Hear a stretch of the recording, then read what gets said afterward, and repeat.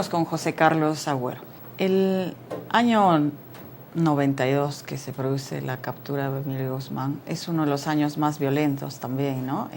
Pero a partir de ahí ya disminuyó realmente esta actividad terrorista. Y 25 años después, el país, tú por tu historia personal también, y seguramente en algún modo ha influido, pero eres un estudioso de esto, ¿no? De la memoria, de todo lo que pasa en los fenómenos sociales post-conflicto, como acabas de señalar. ¿Cómo ves el que hayan pasado 25 años y, digamos, no solamente no hay esa verdad que estás mencionando, ¿no? Y se hizo una comisión de la verdad y reconciliación que iba más allá todavía, ¿no? Pero ni siquiera se ha establecido un mínimo de esa verdad, porque el informe ha sido criticado, negado, en fin, ¿no? Por sectores que hasta ahora o que nunca lo van a aceptar. Entonces, no hay ni verdad, ni una mínima verdad sobre las que nos hayamos puesto de acuerdo los peruanos, ¿no? Entonces, menos va a haber reconciliación. ¿Cómo lo ves? Sí que tienes razón. Tienes razón. Digamos, saboteamos colectivamente, queriendo o sin querer, nuestras posibilidades de encuentro. Lo hacemos. Lamentablemente, nuestros partidos no están a la altura de los grandes encargos republicanos. No lo han estado a lo largo de décadas, no lo están ahora. No solo los partidos, o sea, todos los actores relevantes dentro de los que construyen una agenda. Cuando hablamos de agenda nacional, hablamos de algunos temas en particular que son relevantes para discutirlos públicamente. Este tema ni siquiera forma parte de la agenda nacional. Es la verdad.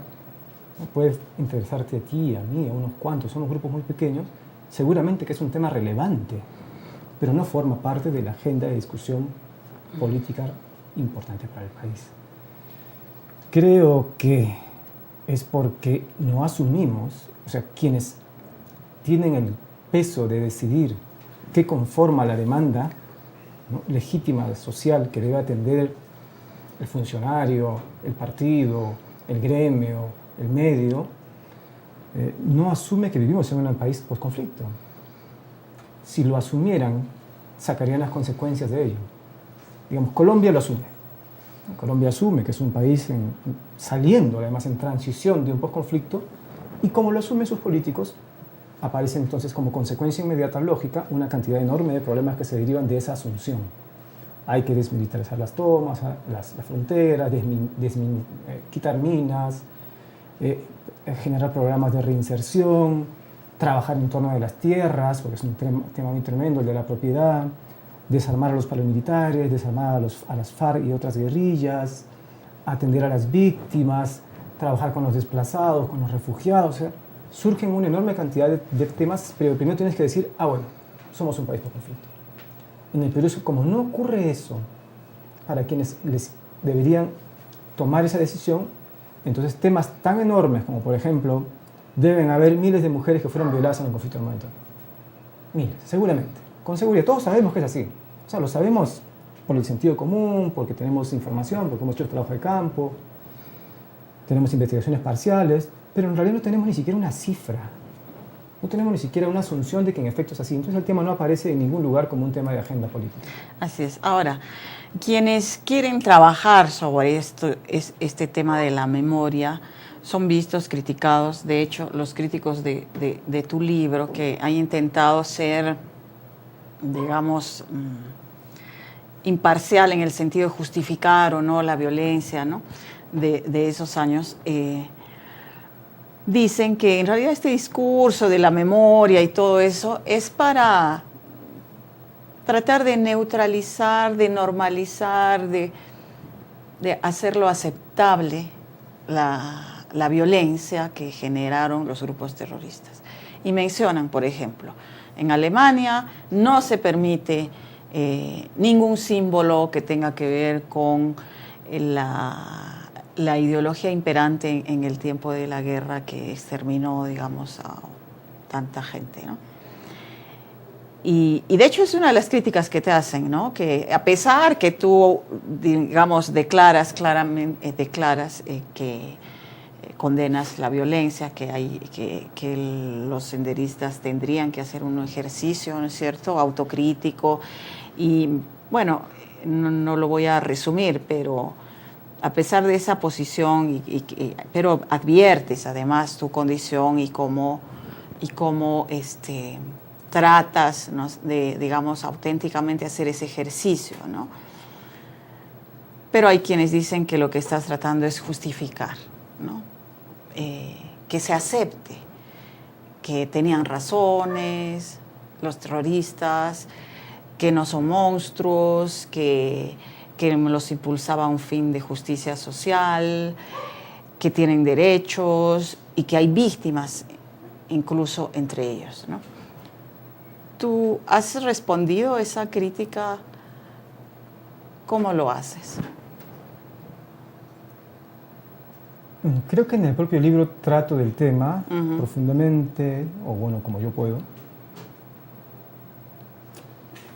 Y creo que se puede responder, o sea que espero que cada quien pueda encontrar elementos para responder ese tipo de preguntas. No se trata de que venga un especialista o una autoridad a salvarnos de nuestra propia responsabilidad de decidir sobre temas controversiales. O sea, ni yo ni nadie, ¿no? Decirnos, no, sí, está bien pensar en la memoria de los subversivos o en la memoria de los militares porque lo dice tal o cual. Creo que justamente eso es lo que no me gusta. Es contra eso que me rebelo. Yo creo que hay que más bien aportar todos elementos para que cada quien pueda formarse su propio juicio y discutir, pero eso sí, que el espacio de discusión sea de libre expresión. Lo que creo que sí no me revela es que haya un espacio de coerción para el ejercicio de la palabra. Luego, que la gente piense que el ejercicio de memoria que yo hago es justificativo de cierta violencia terrorista, ¿cómo podría yo impedir que alguien piense así? Y además, ¿sería productivo que yo impida que alguien piense así? Me parece bien que alguien piense así. Me parece bien que la gente exprese su punto de vista, que discrepe, que diga, ¿sabes qué, abuelo? Tú dices eso porque tus papás eran senderistas y quieres humanizarlos. Me parece muy bien. Me parece también muy bien que haya la posibilidad de que yo pueda replicar y no simplemente sentir que eso es una manera de vetar mi palabra. Creo que el paso previo para todos, no tanto es decir, esta memoria es buena, esta memoria es mala, esta memoria tiene legitimidad, esta vale, esta no vale, esta es productiva, esta es improductiva, sino generemos el espacio social legítimo, el permiso social para que podamos intercambiar en un tema que sabemos que es controversial, duele y es sensible. Eso es un paso previo. Es un paso previo a definir qué es lo que tenemos que contar, es un paso previo a la reconciliación, a los lazos, es un paso previo a todo. Como también poner como unos mínimos de, por ejemplo, qué cosa es terrorismo, quiénes pueden ser realmente calificados de terroristas, cuáles son las diferencias entre la izquierda legal, ¿no es cierto?, que se mantuvo, digamos, distante de las acciones, o de la nueva izquierda que surge ahora, de las propuestas políticas, porque como se polariza tanto, ya todo el que tenga una idea más o menos de izquierda es tildado de terrorista, con lo cual yo creo que no solamente, digamos, es como es una afrenta a la racionalidad política mínima que tenemos que tener en estos debates, a la inteligencia de las personas, o sea, no podemos debatir en esas circunstancias, ¿no? Pero sí hay quienes legítimamente también exigen que haya una condena clara, y que se delimite bien, ¿no?, lo que estamos condenando social y legalmente, y que se reconozca eso, y a partir de ahí, pues, que no se comience a generalizar, ¿no? Sí, ¿Qué piensas? Que estoy de acuerdo. O sea, me parece que ante los crímenes uno tiene que reaccionar, por lo menos, si no lo siente, por lo menos tiene que reaccionar racionalmente condenándolos. O sea, no podemos gobernar la subjetividad de la gente. Yo no sé si los senderistas, emarretistas, fujimoristas, apristas se conduelen sea, se sienten prójimos de los demás, si se sienten con ganas de consolar al prójimo, si se arrepienten de lo hecho o de lo omitido. No podemos saberlo. ¿Cómo podríamos saberlo? No podemos realmente tener un escrutinio del mundo subjetivo de las personas. Y nunca lo vamos a poder tener. Sí espero, y creo que todos deberíamos esperar, actitudes racionales, cívicas, que nos hagan pensar que hay responsabilidad respecto de esas cosas. No su alma. No la puedo comprender. O sea, si, por ejemplo, Maritza Garrido-Leca, vamos a regresar a la pobre Maritza Garrido-Leca. No sé si se ha arrepentido.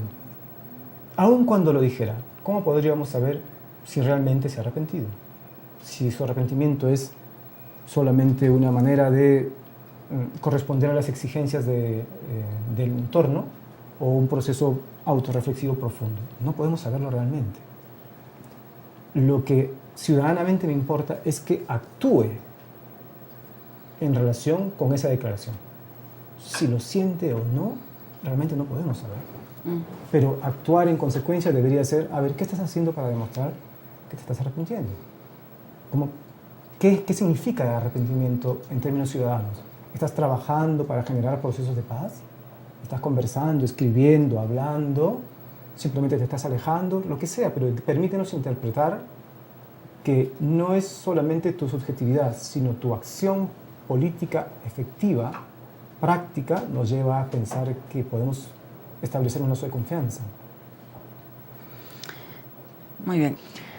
José Carlos, recientemente en la huelga magisterial tan prolongada y compleja que hubo, se recurrió a esta forma de tratar de deslegitimar, ¿no es cierto?, a ciertas demandas o ciertos sectores o ciertas posiciones políticas, señalando que eran terroristas los que estaban impulsando la huelga. ¿Cómo ves tú eso? ¿Era una forma de realmente resolver el conflicto? ¿Se ha resuelto? ¿Cómo han quedado los docentes? ¿Crees que eso se ha resuelto o va en cualquier momento volver a encenderse, digamos? Creo que tu pregunta da pie justamente para pensar en los temas de posconflicto. ¿Cómo se enfrentan problemas tan complejos como las demandas magisteriales que son justas? Hay una agenda compleja, larga, antigua. Que muchos peruanos apoyamos, ¿no? La verdad no, que la mayoría. Es difícil no apoyar demandas que tienen que ver con derechos humanos, ¿no? Demandas salariales, o sociales, claro. ¿sí? Sin embargo, creo que el tratamiento que desde el Ejecutivo, y no solo el Ejecutivo, otros poderes también, se da a un problema social complejo, antiguo, muy diverso, además por zonas cambia, nos muestra, es como un ejemplo de cómo se puede actuar simplificando una realidad. La respuesta más contundente ha sido básicamente la de políticas de seguridad. Desde la política de seguridad, enfrentar todo un problema que es inmenso, que tiene décadas. Lo que hace es criminalizar a un grupo de gente utilizando además un lenguaje perverso, un lenguaje heredado del conflicto armado interno. Entonces, cuando a veces me preguntan qué es las secuelas que ha dejado el conflicto, me ha dejado muchas secuelas. Aparte de las evidentes, físicas y humanas, que ya las conocemos y son gigantes e inatendidas, ha dejado unas más profundas, que tienen que ver con la cultura política que hemos heredado. Esta cultura política la compartimos todos en realidad, y es profundamente agresiva.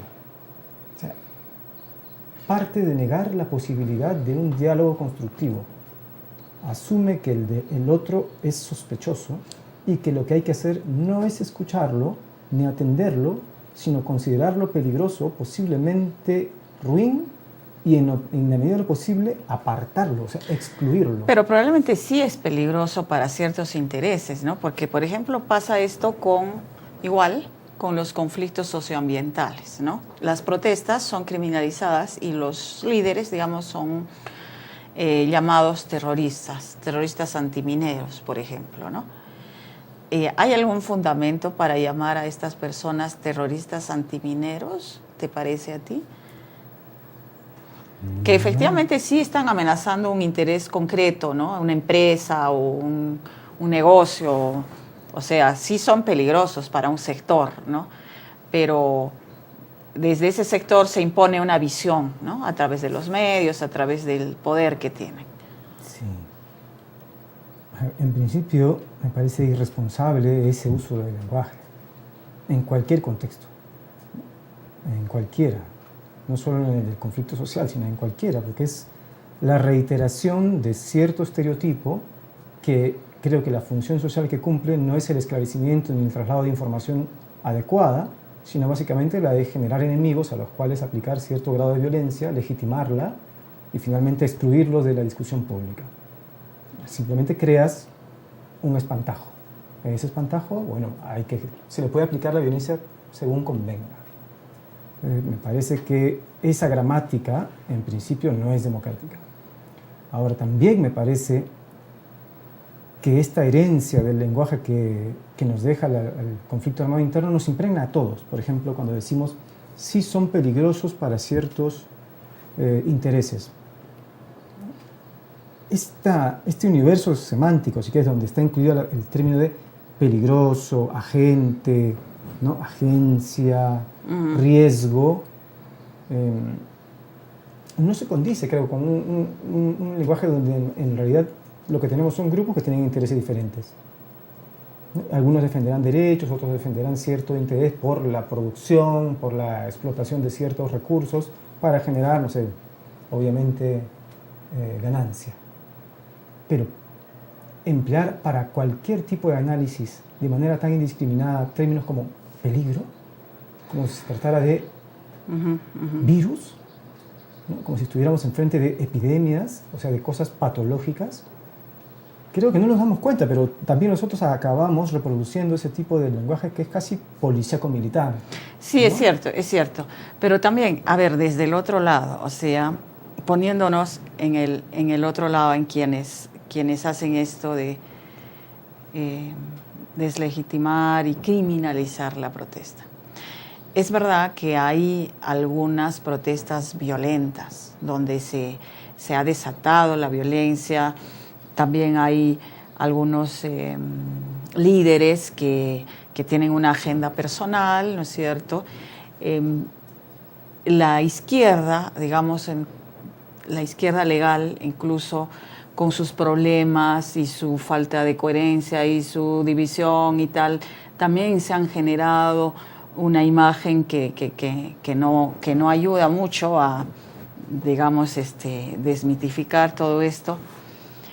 Y dirán, bueno, pero, o sea, estamos hablando como si no hubiera habido... ¿Qué pasa, por ejemplo, con esta gente que ha estado al borde en la época de la violencia, la izquierda, ¿no? Que ha estado al borde de entre si me voy a Sendero o no me voy, o a los que han participado de manera menos activa, a los que han apoyado moralmente, a los que han apoyado con recursos, o sea, todos en algún momento en el 60 querían hacer la revolución, ¿no es cierto? Entonces, ¿dónde está la línea que divide de lo que legítimamente creen en unas ideas y luchan por ellas, y los que atraviesan la línea y pasan a un accionar ya violento, que realmente no se tiene que justificar en los fines sociales, sino que realmente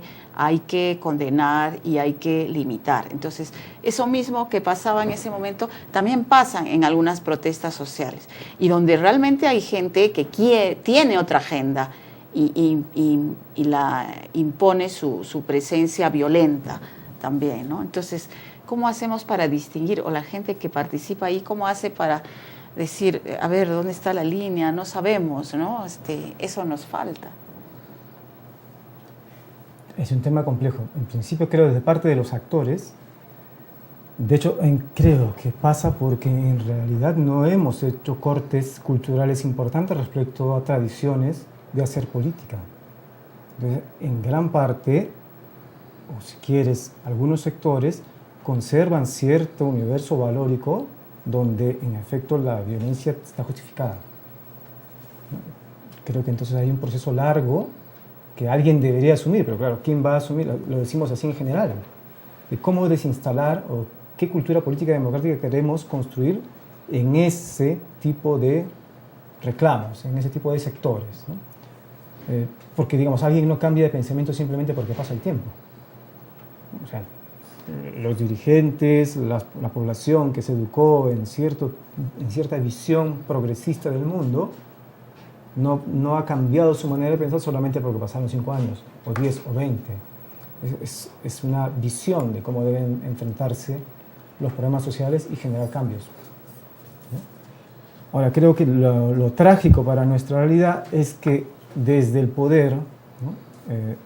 Tampoco han cambiado las culturas políticas que sustentan ese ejercicio de violencia tampoco, ¿no? Entonces, la construcción de sujetos reprimibles es constante también. Entonces, es como un ida y vuelta, es un alimentarse en un círculo vicioso. Bueno, además hay una injusticia social que no ha cambiado, hay abuso, digamos, de los poderes económicos, hay injusticias de todo tipo, ¿no? Que a muchas personas pues les llaman a rebelarse, a ejercer algún tipo de protesta, pero desde Sendero eso hace sentir culpables o algo, ¿no? Es como que Sendero realmente ha sido el peor enemigo de la izquierda, ¿o no? ¿Te parece a ti? O sea, de una izquierda democrática que pudiera, es más, digamos, yo creo que es compleja esa cambiar un poco. En tanto Sendero creo que es una expresión de la izquierda. Entonces, no es que es... Una izquierda democrática, digamos. Pero en efecto, de la izquierda legal, viable en estos tiempos. La que bebía del marxismo nacional, la hija de las nuevas izquierdas de los años 70, en efecto esa que tenía intención de construir un poder alternativo, Sendero la acabó colapsando a fines de los 80. Y estigmatizando hasta hoy. Y las consecuencias son que no solamente a esa, sino a toda la visión progresista de la sociedad y de la política la acabó reduciendo a terrorismo. Entonces, en efecto, creo que Sendero ha tenido, el accionar de Sendero y del MRTA ha tenido consecuencias muy graves para la vida en comunidad, que no se reduce, siendo terriblemente grave, a las víctimas mortales, a los desaparecidos, sino a las posibilidades nuestras de convivir como comunidad política. No podemos ser, digamos, progresistas de izquierda libremente porque todo ese ámbito está minado con la posibilidad de que seas utilizado o seas considerado como pro-terrorista. Y de tratar de disminuir esas injusticias, esas brechas terribles que hay en nuestro país, o sea, ya no, realmente es como una inmovilización, ¿no? Es como si en realidad estuvieran tus posibilidades chantajeadas. Las posibilidades de accionar políticamente de manera comunitaria para reclamar un derecho están chantajeadas porque eso puede ser, si no subversión, directamente proto-subversión. Claro. Sí. Muy bien. Y de consecuencias nefastas, bueno, así claro. Consecuencias políticas, jurídicas, simbólicas, de todo tipo, ¿no? Ahora, hay que romper ese... Y que haya un fujimorismo políticamente muy fuerte en el Perú también, de algún modo, ¿no? Que es una fuerza, por lo menos la partidarizada, ¿no? Claro. No lo extendería a la comunidad que vota por el fujimorismo, que es más diversa y más compleja. Me refiero a los políticos fujimoristas. Son profundamente antidemocráticos. Son antidemocráticos. Pero digamos, esto de la violencia pues los justifica, les ha dado nacimiento, ¿no? Y les permite seguir viviendo, ¿no? Es y una pontificando, de sus cartas de identidad. Y pontificando. Sí. Y creciendo, ¿no? Sobre la base de esas cosas que no hemos enfrentado. Muy bien, José Carlos, nos ha vencido el tiempo. Muchas gracias por estar con nosotros.